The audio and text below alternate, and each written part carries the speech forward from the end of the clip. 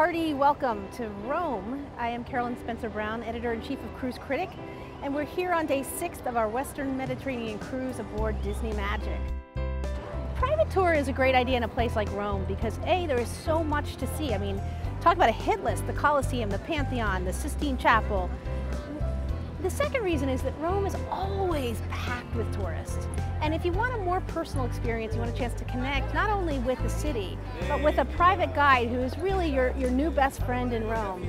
It's a marvelous experience. It's also important to consider that private tours aren't for everybody, and that one of the great benefits of taking a ship tour on a route like this, first of all, it's a long day, and Disney really does take good care of you. If you want to have your photo taken with a gladiator, Disney's going to arrange that for you. If you want to throw a coin in the Trevi Fountain to ensure that you'll get invited back to Rome sometime, Disney will provide you with the coin. You don't even have to put your hand in your pocket. So it does, a group tour does make it more easy to experience Rome, especially when you have kids. I have to admit that as much as I admire the Colosseum and I love to see the ruins, and the Vatican is like nothing else in the world, what I love most about Rome is the city as a cosmopolitan center for life today. Hanging out in the Piazza Navona is like watching street theater. It's just a great place to chill out and hang out, and you need to make some time for that while you're here.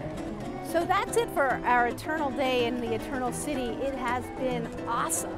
You'll have to tune in tomorrow for our next great power tour in Italy. We're going to La Spezia, which is the kickoff spot for Florence and Tuscany.